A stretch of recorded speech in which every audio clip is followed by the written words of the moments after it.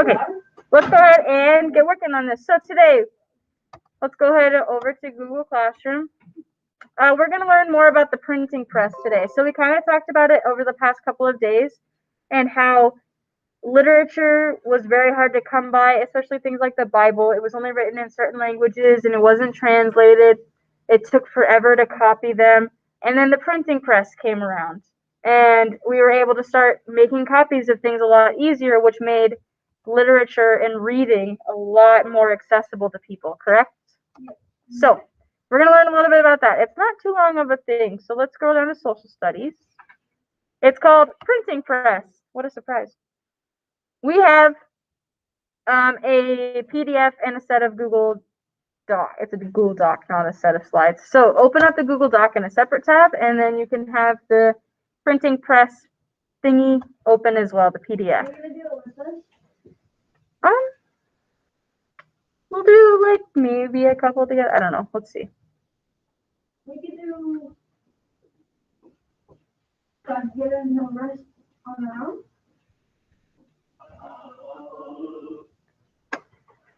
Yeah, how about this? We'll do the first page. So the first 1 through 5 we'll do together, where we're using the PDF to answer the questions. And then after that, it's again a little bit of a web quest. There's a lot of web quests in this unit for you guys. A little bit more of a web quest, step 1, step 2, step 3. So 3 websites just to kind of learn more about the printing press. But we're going to start with the PDF. So I'm going to give you guys about 1 minute to get that pulled up, and then we will get going.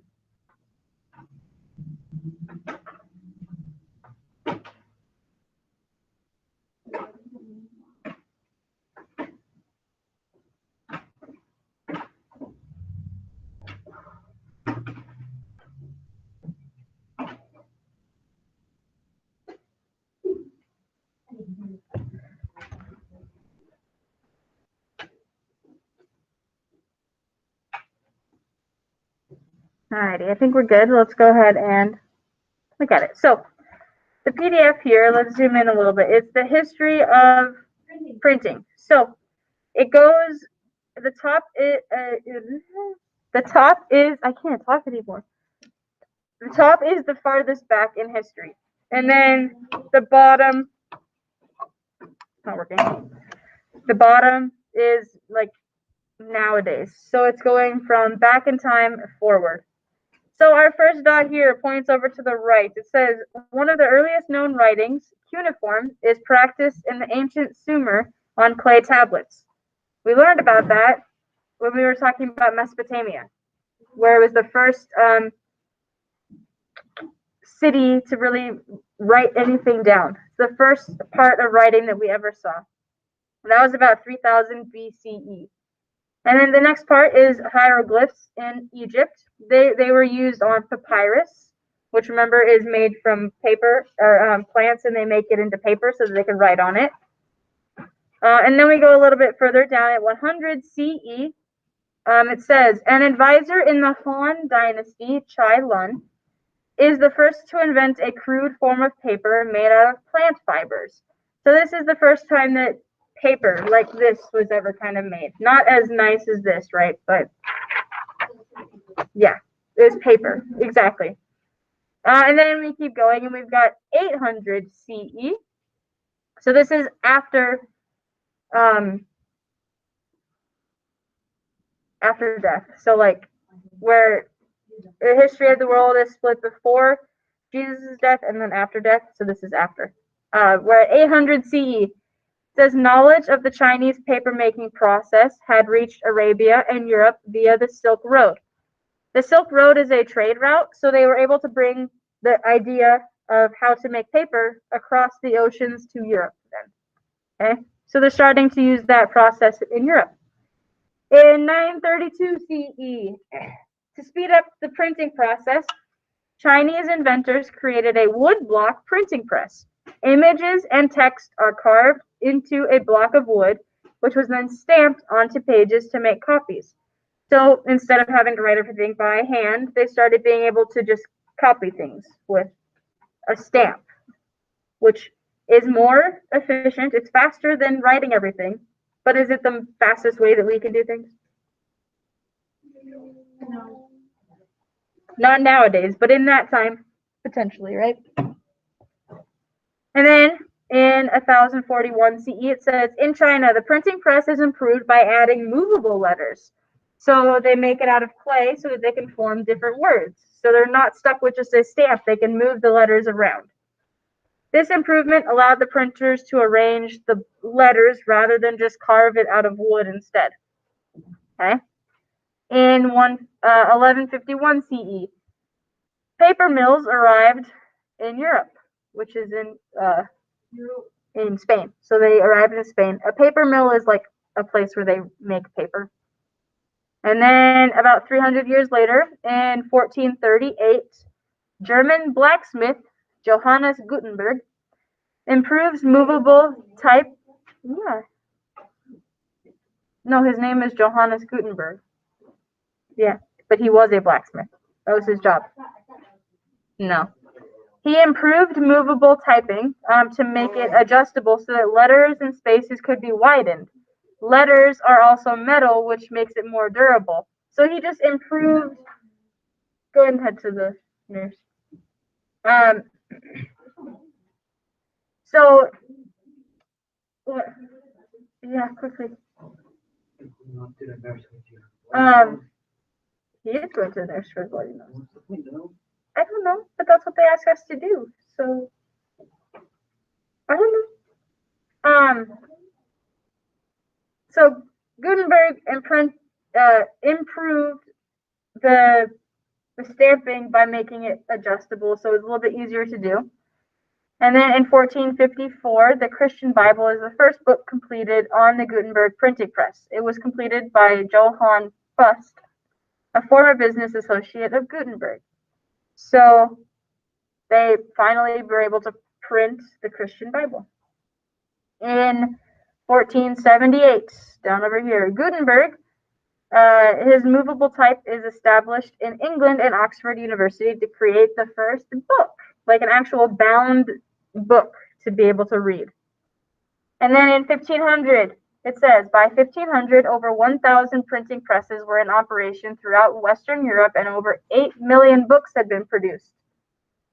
That's only about a 20-year difference. So they made over 8 million books in 20 years, which is a lot for that time period. Nowadays, we can do that really quickly, right? But for that time period, almost 700 or 600 years ago, that's hard. So good on them. Good for them.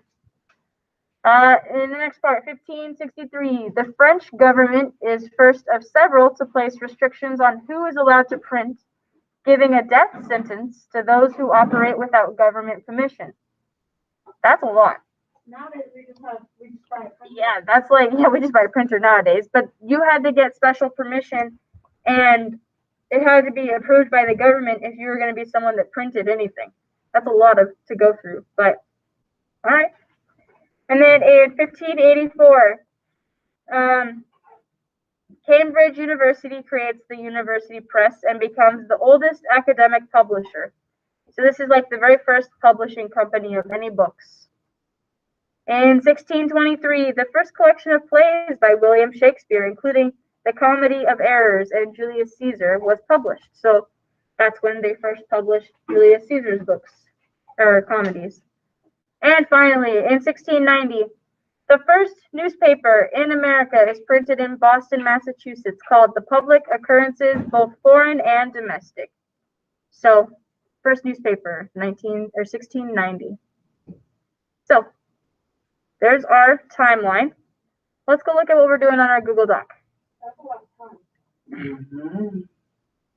It says, number 1, identify what you feel are the 3 most significant events in the history of printing. So you need to choose 3. What are the 3 that you think are the most important? So I can't really do this one with you. What are the 3 that are most important, you think? So you can just write down in any way. Which one was the most important to you in terms of like getting things printed? Was it when they came up with writing in general back in the ancient times? Was it when they created the first printing press? Was it when they wrote the first newspaper, right? Which ones were the most important that you thought were the most important? It doesn't matter which ones. It's your opinion. So write down the years. So let's say you think that the Chinese inventions of the wood block were the most important. That would be 1932, right? So you would, or not 19, sorry, 932. Chinese wood blocks. So that would be what it is. And then on the next part, you would tell me why. This made printing faster and copying faster. Yeah, it was basically like copy and paste, right? So you just need to give the year, what happened, and tell me why you think it was important. So you can use my first one if you want to. That's totally fine. And then come up with your own two for the next two. And I'll give you guys about 4 or 5 minutes on this one. Sound good?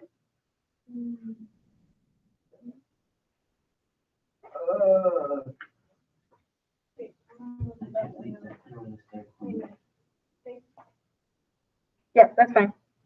I can't wait to throw this airplane.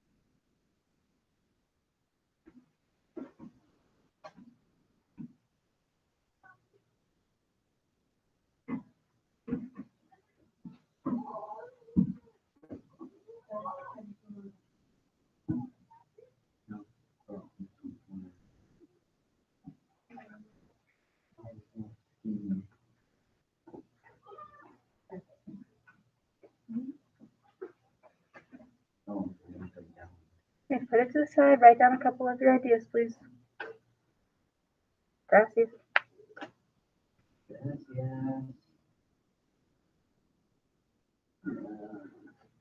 No sé, gracias. Okay, so be coming up with your second and third thing that you think is the most important. You're welcome. De nada. So gracias is thank you. De nada is you're welcome. De nada. D-E space N-A-D-A. Nada. De nada. It was D-E space N-A-D-A. Right? What? De nada.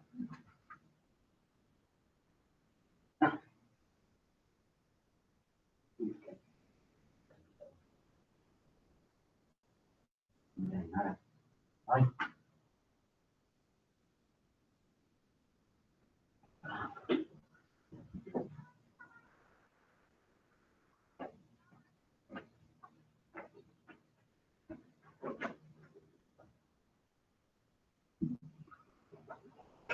Okay, about 2 more minutes to finish up this one.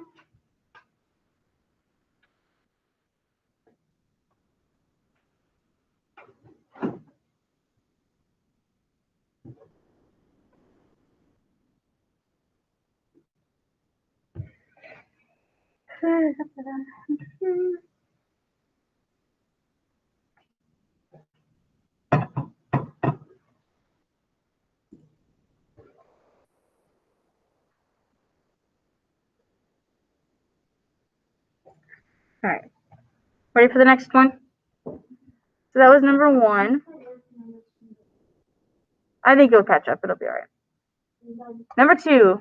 It says, even though great breakthroughs, what were the drawbacks of the printing models before Gutenberg? So before Gutenberg made his model, there was a couple that were done first.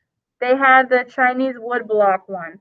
What would be a bad thing about the Chinese woodblock?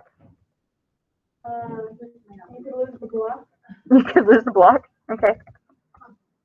Chinese woodblock. One of the drawbacks is that you could lose it. Okay, that's actually good. You could lose it. It might Paper was. catch on fire, huh? Paper I mean, paper will catch on fire too. That's right. It's flammable. That's everything. Yeah, everything would be destroyed if it caught on fire, right? Do you think it took a long time to carve these things out? Took a long time to carve. Yeah, they had to carve the pattern, and then do you think it took a long time to ink, print, ink, print, ink, print? Yeah, and then just the copying might be hard. The copying itself might be hard. Okay, so that's the Chinese woodblock. We're just gonna go look at what the other one was really quick. Hang on. Okay, so What you would have to do, you would have to ink, and then put it on there, find another one, ink it, and put it on there. Mhm. Keep doing that. yeah, it would be a long process to do that, right? I hate long process. Yeah. And then so they did the Chinese woodblock where they carved everything they wanted on a piece of paper onto the wood, and then they would stamp it, right? After that, bless you. I just said bless you to myself. Anyway, after You literally say bless you. I think I started to say bless you, and then I started to say bless me because it's myself, and then I just stopped because I was like, I don't know where I'm going with this. But after they did the Chinese woodblock, then they came up with they made it movable, right? They made it healthier. They made the letters movable. So then the Chinese made the letters movable, right? What could be bad about that? What's a drawback about that?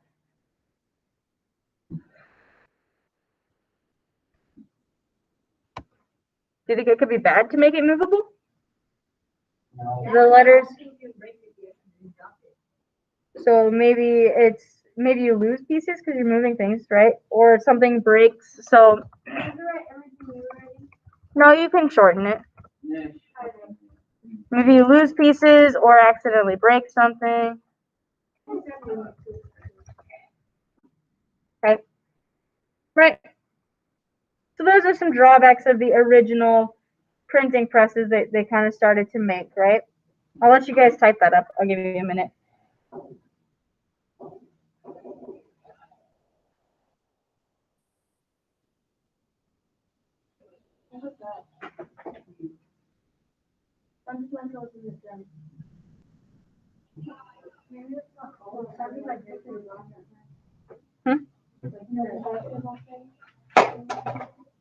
Don't break your things. But that's what it sounded like.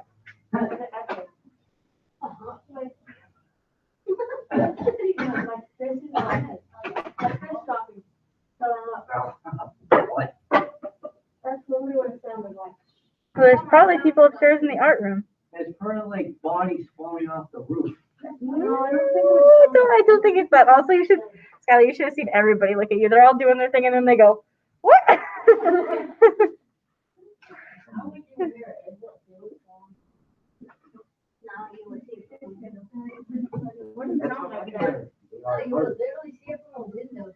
we have to put the seven Chinese made the letters movable? No, it's okay. All right. Can we get into that, like, why it was bad a little bit? Yeah. Off that balloon. Well, do not. Is the balloon still there? I'm not gonna bring it home. My cat would probably pop it, and my dog would try and eat it. So I'm just gonna leave it here. Well, I mean, my dogs and cat are.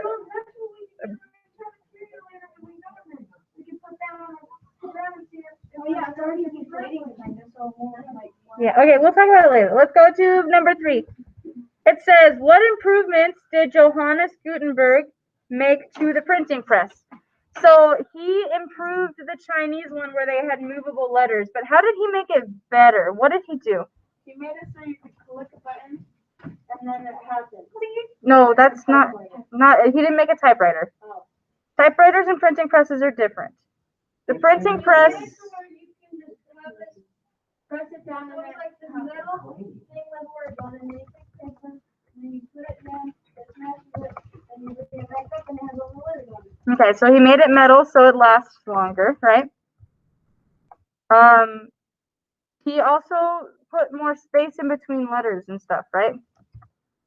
He put more space in between the letters and words. What else did he do? What else does it say? Made it so like you could just put it down and then it works. It already did that though. That was the point of a printing press. You just put it down, it's printed, and you pull it up and it's good. Yeah. So I think that's really it. He made it metal so it lasts longer. Jetta? Quickly, yep.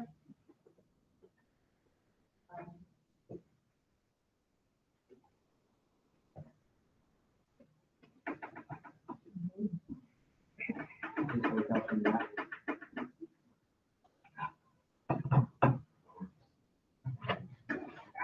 Yoshi, sit down, do your work, please. Thank you.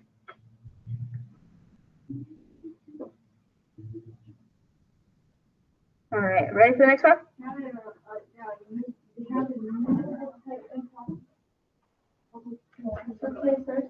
Yeah.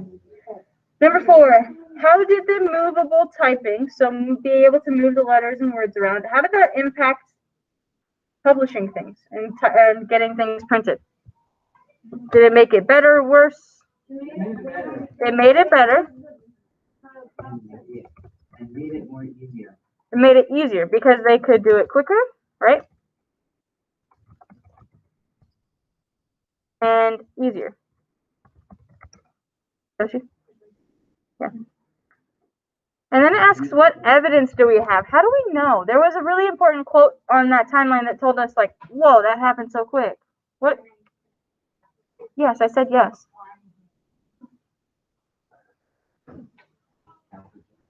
Near the bottom, they talk about after they kind of made final things to the printing press.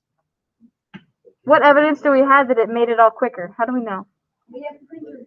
No, it's still back in the old days. That you could just put it down and take it back up and then it's done. No, look at the 1500 CE box. Yes. 1500 CE. It's on the right. It's on the right. But 1500 over 1,000 just ran operations throughout Western Europe and over 8 million books.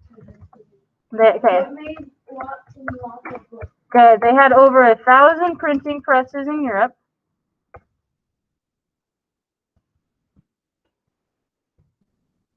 And they were able to print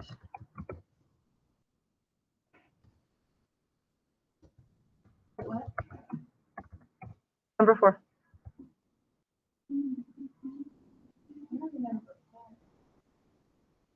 Well, I'm typing out number 4. So they were 1,000 printing presses in Europe, and they were able to print over 8 million books in about 20 years, which is a lot for back then. So this is, sorry, let me add that this is the. You can have 1 million books in a day. Like within the whole world or within the whole United States. Maybe. Like in Europe, it's like a whole state, so like that would count for like the United States. We could do that like in a day. Potentially, yeah. That was quite the noise out there. So, for number 4, the improvements to the printing press made it so much easier, so much quicker to print things. And in the 1500s, they had over 1,000 printing presses in Europe, and they were finally able to print over 8 million books in about a 20-year span, which is really good. 8 million? 8 million books. How long would that take us? I don't know. How long does it take to print 8 million books?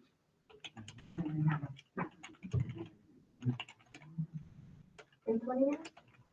In 25 years. Okay.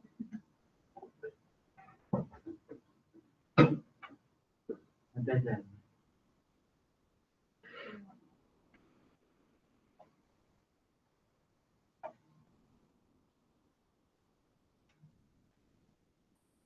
Need books in a hurry, just go to hurrybooks.com. So you should look up how many books are made a day. Ooh, good. Look up that. Yeah.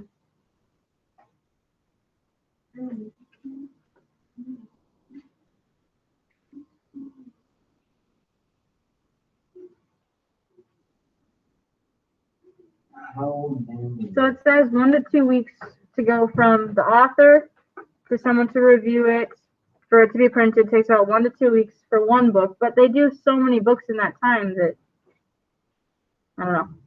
Just look up how many books are finished in a day. What?